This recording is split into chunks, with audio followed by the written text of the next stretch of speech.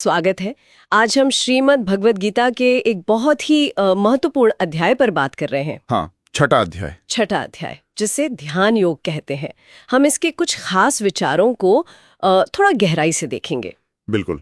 हमारे पास कुछ मुख्य श्लोक हैं और हम समझने की कोशिश करेंगे कि ये आत्मनियंत्रण और सच्ची शांति का रास्ता क्या बताता है। नमस्ते। हाँ, ये अध्याय असल में आत्म सुधार और जो मानसिक अनुशासन है ना, उसकी चाबी जैसा है। हाँ, इसमें कुछ बहुत गहरे सवाल हैं, जैसे कि योगी होता कौन है असल में, सही। ध्यान करने का सही तरीका क्या है, और जो सबसे बड़ी चुनौती है, ये मन जो इतना चंचल है, इसको काबू में कैसे लाएं। बिल्कुल। और आपने मन की बात की तो शुरुआत में ही श्लोक 6.5 वो एक बहुत पावरफुल विचार सामने रखता है। हाँ, ये सुनने में जितना सीधा लगता है उतना ही गहरा भी है ना। हाँ, ये सिर्फ एक कहने की बात नहीं है, ये तो पूरी जिम्मेदारी अपने ऊपर लेने जैसा है। यहाँ मन ही वो डिसाइडिंग फैक्टर है।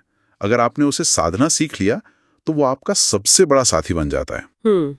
जैसे एक अच्छा सारथी घोड़ों को सही दिशा देता है वैसे, लेकिन अगर मन काबू में नहीं है तो वही आपको भटकाता है, आपके लक्ष्य से दूर ले जाता है, तब वो दुश्मन जैसा काम करता है। सही कहा। हाँ, ये आजकल जैसे लोग सेल्फ टॉक या माइंडसेट की बात करते हैं, वैसा ही है। आपके विचार ही आपकी हकीकत बनाते हैं। तो अगर मन इतना जरूरी है तो फिर सवाल ये उठता है कि इसे साधा कैसे जाए। गीता इसके लिए क्या कोई प्रैक्टिकल तरीका बताती है?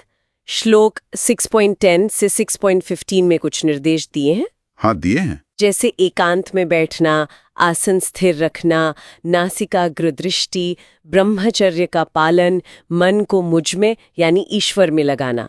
ये काफी सिस्टमैटिक लगता है। सही कहा। ये सिर्फ आंख बंद करके बैठना नहीं है। गीता एक पूरा माहौल, एक पूरी जीवन शैली बता रही है। अच्छा। एकांत इसलिए जरूरी है ताकि बाहर की चीजें आपको डिस्ट्रैक्ट न करें। हाँ। स्थिर आसन इसलिए ताकि शरीर मन को परेशान न करे। फिर आता है अंदर का अभ्यास, मन को एक पॉइंट पर या ईश्वर पर फोकस करना। और खास बात है संतुलन की। श्लोक 6.16-17 में कहा गया है कि योग ना तो बहुत ज्यादा खाने वाले का सिद्ध होता है, ना बिल्कुल ना खाने वाले का। अच्छा। हाँ। ना ज्यादा सोने वाले का, ना ज्यादा जागने वाले का। मतलब बीच का रास्ता ही सबसे सही है। यानी एक्सट्रीम में जाना मना है, किसी भी चीज की अति नहीं। बिल्कुल। और जब कोई इस संतुलित रास्ते पर चलकर ध्यान साध लेता है तो उसकी अवस्था, उसकी स्टेट कैसी होती है? श्लोक 6.30 कहता है, यो मां पश्यति सर्वत्र सर्वम च मयि पश्यति। हाँ, जो मुझे सब में देखता है और सबको मुझ में देखता है, उसके लिए ना मैं अदृश्य होता हूँ ना वह मेरे लिए। ये अनुभव कैसा होता होगा? हे उस परम दृष्टि या जिसे अद्वैत भाव कहते हैं, उसका वर्णन है। अद्वैत मतलब दो नहीं। योगी उस स्टेज पर पहुंच जाता है जहां उसे अपने और ईश्वर में या ईश्वर और सृष्टि के हर कण में कोई फर्क नजर नहीं आता। कोई भेद नहीं। हाँ, कोई भेद नहीं। सब कुछ एक ही चेतना, एक ही कॉन्शियसनेस का हिस्सा लगता है। ये सिर्फ किताबी ज्ञान नहीं, ये एक असल अनुभव है जहां वो अलगाव वाली फीलिंग खत्म हो जाती है। अच्छा। ईश्वर उसकी चेतना का हिस्सा बन जाते हैं और वो ईश्वर की। ये तो चेतना का एक बिल्कुल ही अलग लेवल है।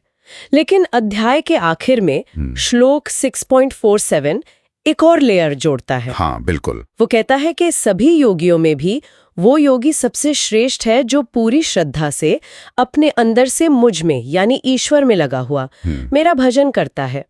श्रद्धावान भजते यो माम स में युक्त तमो मतः।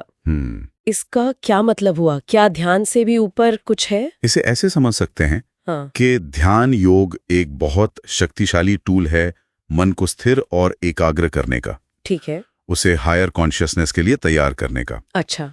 लेकिन ये तैयारी, ये साधना सार्थक तब होती है जब उसमें श्रद्धा और प्रेम यानी भक्ति का भाव जुड़ जाए। अच्छा, भक्ति। हाँ। सिर्फ टेक्निक या अभ्यास ही योगी को परफेक्शन तक नहीं ले जाता।